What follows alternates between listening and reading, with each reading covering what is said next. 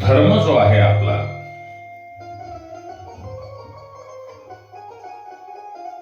आपण धर्माशी एकनिष्ठ राहिले पाहिजे.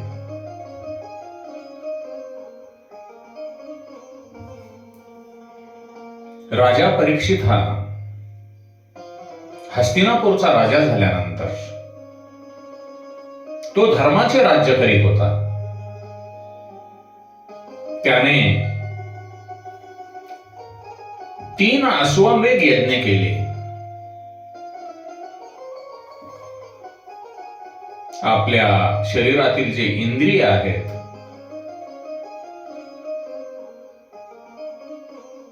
त्या इंद्रियातील, शरीरातील व मनातील आपल्या ज्या वासना आहेत, त्या वासनांचा नाश म्हणजे 3 यज्ञ. आणि 4था यज्ञ म्हणजे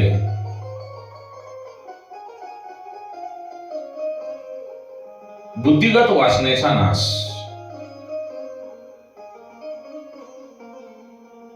सुखदेवासारखे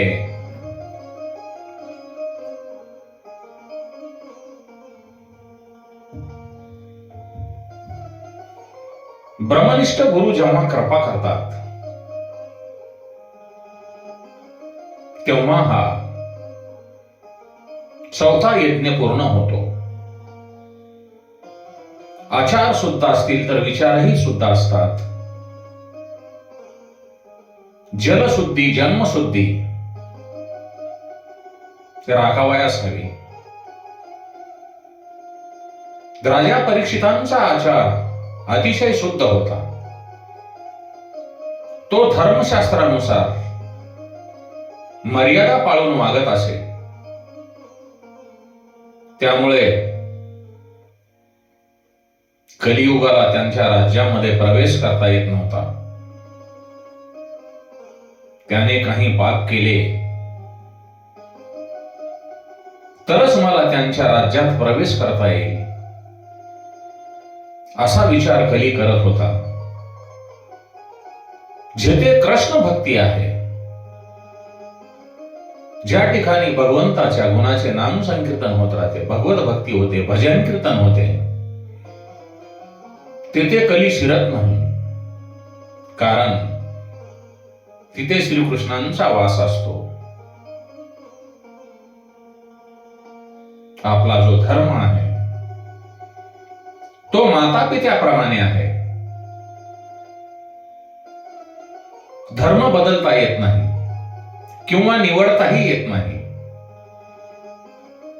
परंतु आजकाल बरीच मंडळी धर्म बदलत आहेत, ते चुकीचे आहे. वर्णाश्रम धर्माचे पालन करूनच आचार शुद्ध होत असतो. गायीची सेवा करणे चांगले असते.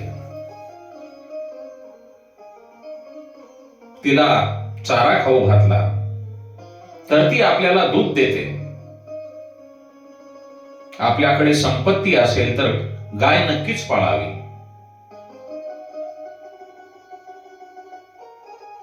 कुत्रा पाळू नये. श्रीमंत माणसे कुत्र्याला गाडीतून फिरवतात.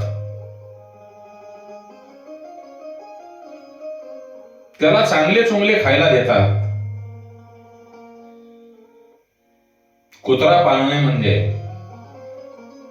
पुढच्या जन्मात कुत्रा व्हायची तयारी करणे.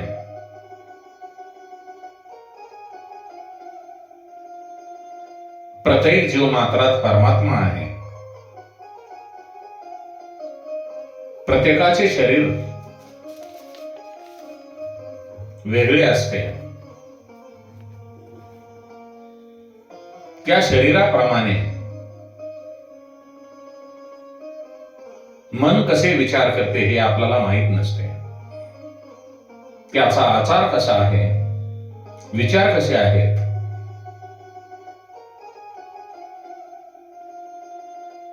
हे आपणाला माहित नसते. म्हणून कोठेही प्रत्येकाच्या हातचे जे आपण अन्न खातो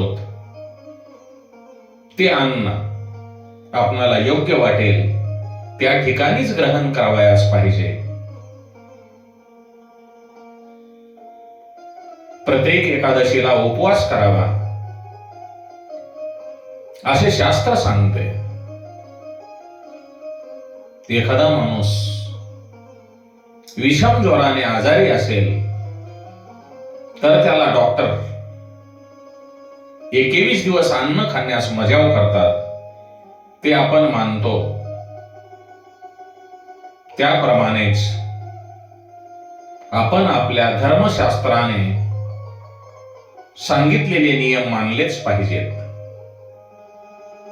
जे लोक शास्त्राची मर्यादा ओलांडतात, शास्त्राप्रमाणे वागत नाहीत, त्यांच्या घरी कली शिरतो आणि घरामध्ये कलह लावतो. आपण जो व्यवहार करतो त्या व्यवहारामध्ये शुद्धी यायला हवी. भगवंत गोपींना महाभाग्यशाली संबोधतात. नारद भक्ती सूत्रात वज्र गोपींना महान भगवत म्हणतात. आजकाल 4 व्हीलर, मोटर कार आणि विमानातून फिरणारे लोकांना भाग्यशाली समजले जाते. ज्यांना काळाची भीती नाही ते भाग्यशाली समजले जातात. संसाराची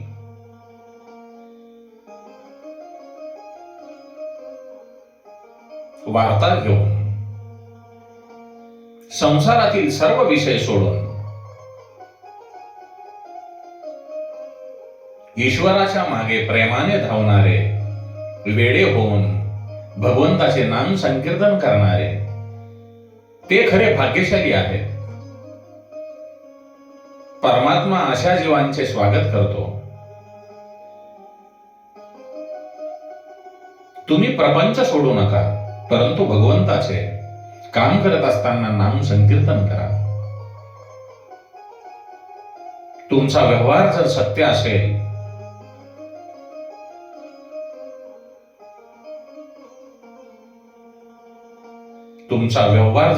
असेल तर भगवंत नक्कीच तुमच्यावर कृपा केल्याशिवाय राहणार नाहीत.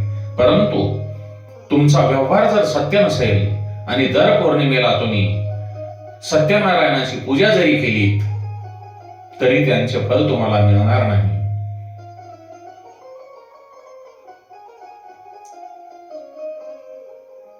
एके दिवशी राजा परीक्षित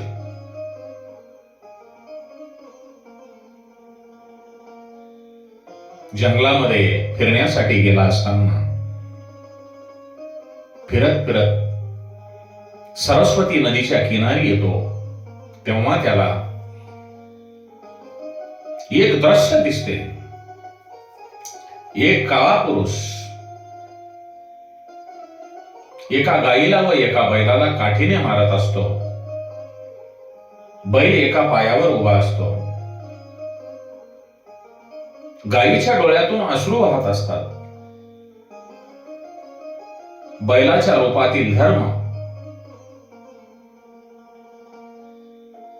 गायीच्या रूपातील पृथ्वीला विचारतो, तू दुःखी का आहेस? तेव्हा गायीच्या रूपातील पृथ्वी उत्तर देते, श्रीकृष्णाने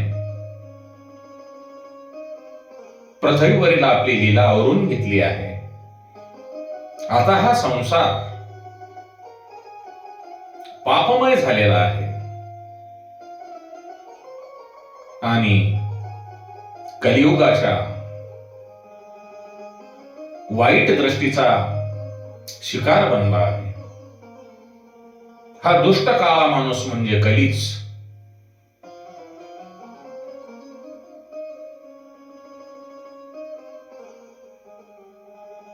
धर्माचे पालन केले तर ज्ञान आपोआप प्रकट होते. धर्मावर आरूढ झाले तर ज्ञानगंगा आपोआप येते. शिवशंकर नंदीवर आरूढ झाले होते म्हणून त्यांच्या माथ्यावर ज्ञानगंगा अवतरली. शिवशंकर नंदीवर आरूढ झाले होते म्हणून त्यांच्या माथ्यावर ज्ञानगंगा अवतरली. धर्मांची 4 प्रमुख अंगे आहेत: सत्य, तप, पवित्र आणि दया. या 4 प्रमुख गुणावर धर्म उभा आहे.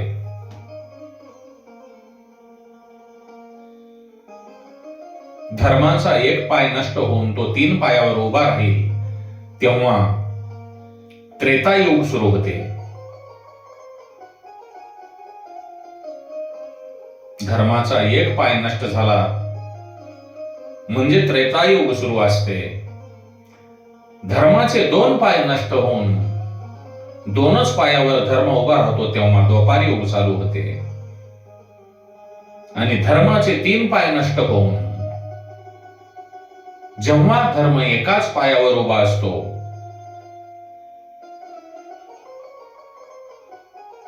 तेव्हा कलियुग सुरू होते. सत्य, सत्य हाच परमात्मा आहे. जिथे सत्य आहे तिथे परमात्मा आहे. असत्य बोलणाऱ्याचा पुण्यक्षय होतो आणि सत्याद्वारा नराचा नारायण होतो. तप, सुखाधीन होता तपश्चर्या करावी. सुख भोगून तप केल्याने परमेश्वर प्रसन्न होत नाही. दुःख सहन करत प्रभुजन करणारा खूप श्रेष्ठ असतो. इंद्रिय मागतील ते त्यांना देणे, इंद्रियांचा गुलाम होणे हे बरोबर नाही. इंद्रियांचा स्वामी आत्मा आहे. त्याला प्राप्त करण्यासाठी कष्ट सोसावे लागतात, दुःख सोसावे लागते. त्यालाच तप असे म्हणतात. पावित्र्य, पावित्र्य म्हणजे काय? या कलियुगामध्ये पवित्रता राहिलेली नाही. बाहेरून स्वच्छ असणारी माणसे आतून मलिन आहेत. कपडे खराब होतील, लोणचे बिघडेल याची आपण काळजी घेतो, पण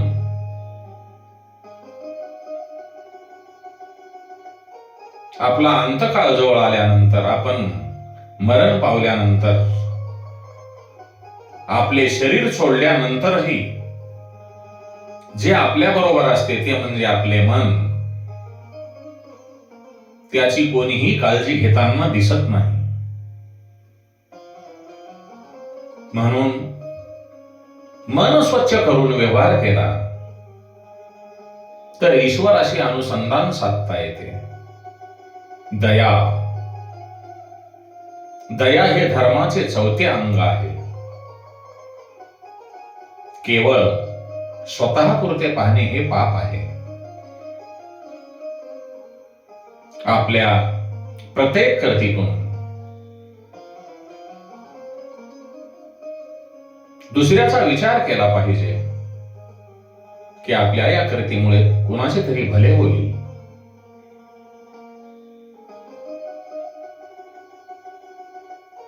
आपण जर दुसऱ्याचा विचार केला तरच आपण दुसऱ्यावर दया करू शकतो. श्रुती असे सांगते की जो केवळ स्वतःसाठी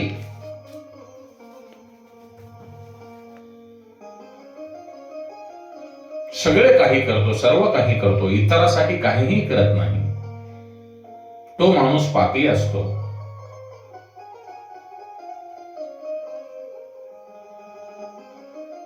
जो धर्म आहे त्या धर्माच्या 4 अंगापैकी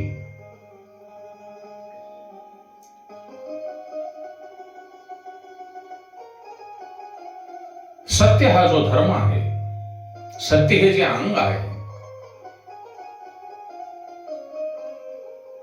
ते सर्वांमध्ये उच्च आहे. कारण आपण नेहमी म्हणत असतो सत्यमेव जयते. सत्याचा नेहमी विजय होतो. त्याला थोडा वेळ लागेल, परंतु शेवटी विजय हा सत्याचा असतो. या कलियुगामध्ये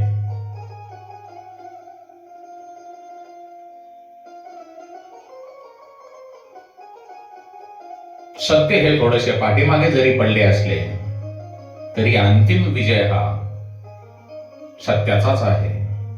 म्हणून धर्माने, नीतीने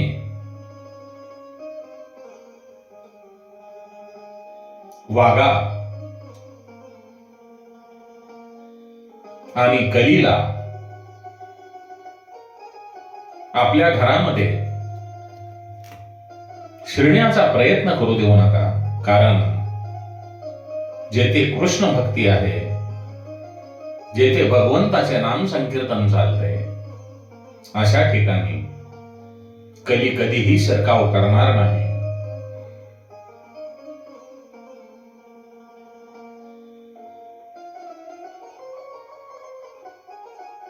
सत्य, तप, दया आणि पावित्र्य या चारांच्या समन्वयानेच धर्म तयार होतो. या चारांचे पालन करणे म्हणजे धर्माचे पालन करणे होय. पण या कलियुगातील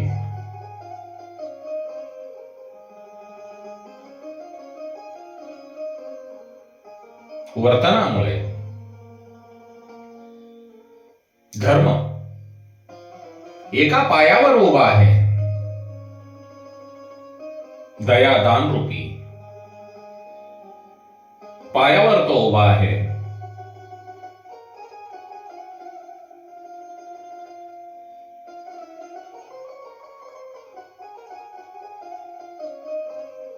म्हणून तुकाराम महाराजांनी जसे अभंगामध्ये आपल्या काव्य रचनेमध्ये जे कारंजले गांजले त्याशी म्हणे जो आपुले, जे कारंजले गांजले त्याशी म्हणे जो आपुले,